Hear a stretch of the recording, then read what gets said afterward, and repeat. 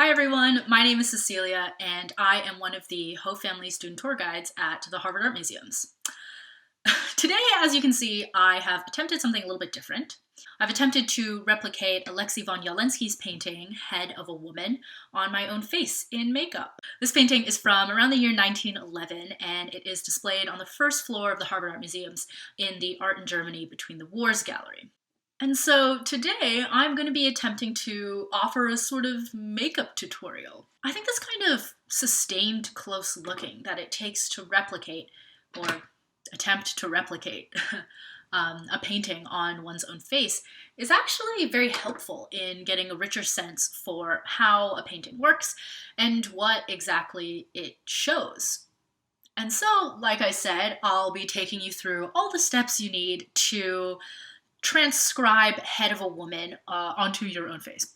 So as I go through, I'll talk you through what it is that I'm seeing in the painting and trying to replicate, and I'll insert some information about the painting throughout the video.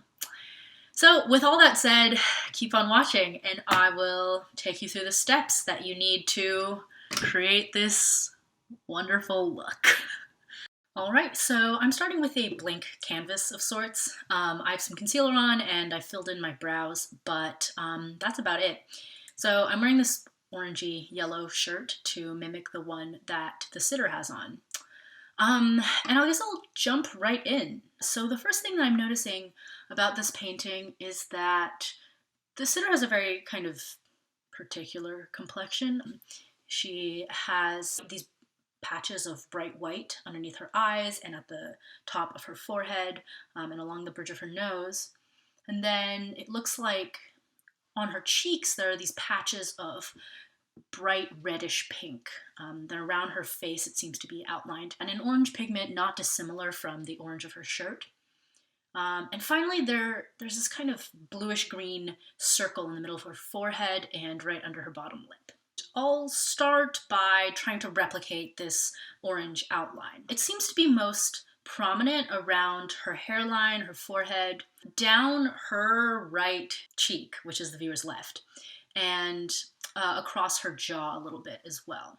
So I think I'll start with an orange eyeshadow pigment, and I'll just start applying that on my face.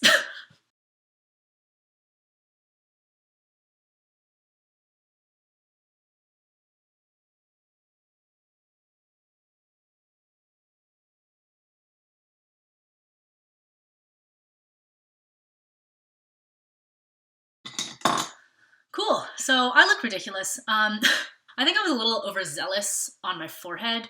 I don't think the orange contour on the sitter's forehead goes quite as far down as I just did on mine.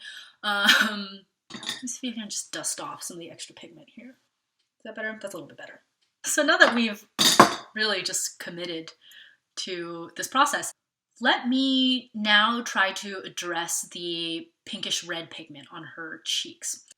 So the pigment looks fairly vibrant, fairly saturated, but I'm not sure if I have anything that fits the bill exactly in terms of color.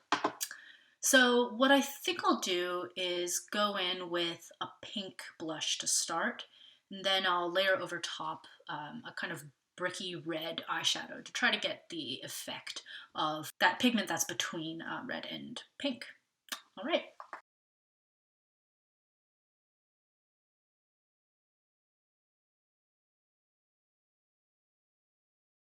Great, so now that that's on, the other thing to note about the redness on her cheeks is that, well, A, it's very asymmetrical right to left. The patch of red on her right side, the viewer's left, is kind of the squarish shape, whereas on her left cheek, it's really just this one small, kind of irregular patch of pigment. So I'll try to be true to those shapes when I apply the red pigment.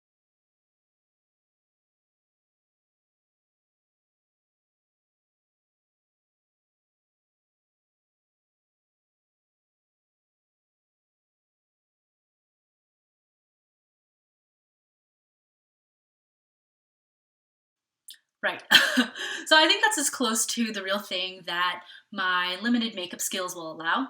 So we'll move on from the cheeks now, and I'll probably touch this up with some concealer or something towards the end. But for now, let's move on to the strange bluish tones that there are in her face. So again, it looks like there is this bluish green circle in the center of her forehead, the same color under her bottom lip, and then a kind of bluey outline to the shape of the red pigment on her right cheek. Again, this isn't exactly a color I have on hand. So I think what I'll try to do is mix together a green and a blue that I do have. As with the blush, I'm going to go in first with a layer of green eyeshadow, and then on top of that I'll put down a layer of blue and try to blend that together in order to get as close to the color that she has on her face as possible.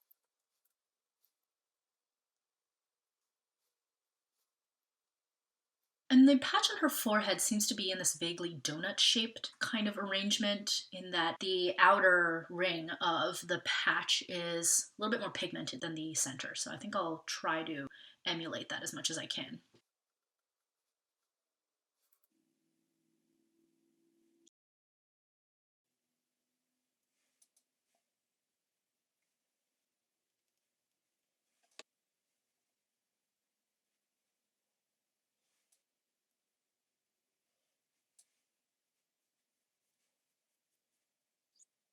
And now we'll move on to what I think will be the hardest part of this complexion to emulate, which is the white pigment on her forehead and her under eye area.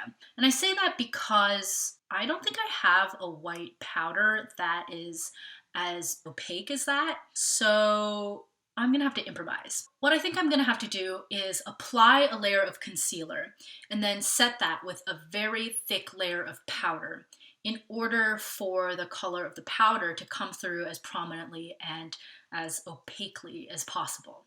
So let's give this a shot.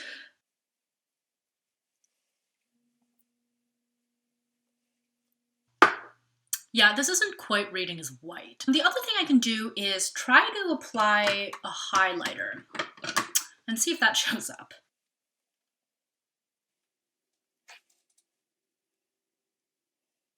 You know, I would comment that it looks like her left under eye, the viewer's right, the sitter's left, looks much more pigmented than her right under eye, but seeing as I can barely get this to read as white in the first place, I don't think I can properly reflect that on myself.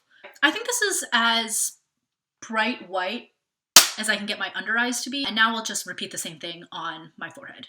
Great, so now I've gone and done basically the same thing to my forehead. Again, not showing up super well, but I think this is as close as I can get it. And I do realize that there is a similar kind of white stripe going down the sitter's nose bridge, but there's a lot more work that needs to be done on the nose first. So on that note, I think I'll move on now to trying to capture the thick black line that defines the nose of the sitter.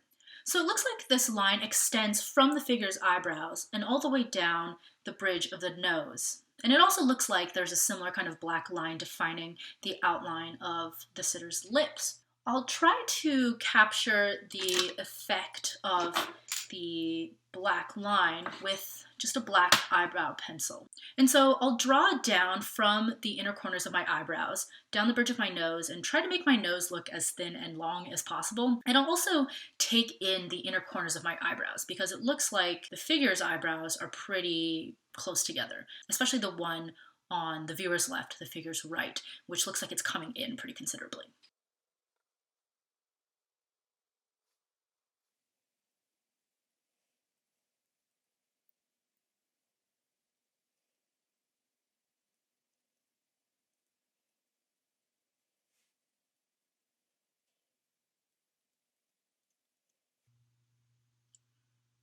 All right, looks like the look is kind of coming together. So now I'll move on to lining my lips in black.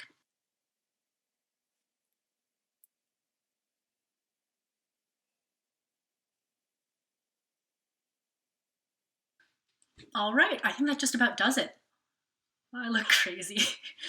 Oh boy. And now, once again, I've just applied the same concealer and powder combination to the bridge of my nose, and once again to limited effectiveness. Now I'll move on to the eyes. And I think the thing that's most notable about her eyes is probably the fact that the whites of her eyes are blue. I don't think I can really replicate that. So instead, I'm just going to stick to the sort of thick black contour lines around her eyes themselves. It looks like the tops of her eyes, the lids are pretty heavily drawn, again with that same thick black line. So what I think I'm going to do is just use a whole bunch of eyeliner, really.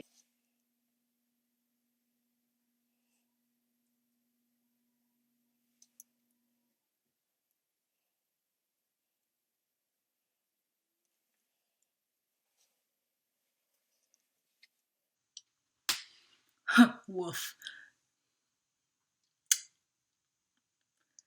I think this is about it. I think I'll finish up by just putting a little bit of grayish eyeshadow underneath my eyes because it looks like there's a bit of a dark greenish gray shadow under the eyes of the sitter.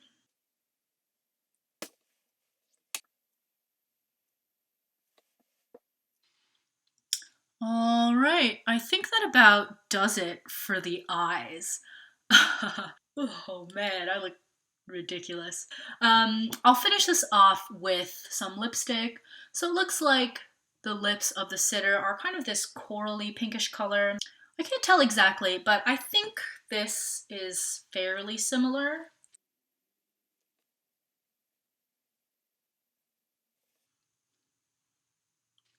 Great, so I've applied that lip gloss, and I think that about does it for this look. I certainly did learn a lot about this painting, about what exactly makes up the face of this figure. I really did enjoy this process. I hope you at least enjoyed watching it, and I hope you also maybe learned something about this painting. So thank you so much for watching. I had a really good time filming this and slapping a bunch of makeup onto my face. Please do try to recreate this look if at all you feel inclined, or even try to create your own makeup tutorial or makeup look based on a work of art. And thank you for humoring me as I ruined my face. I look crazy.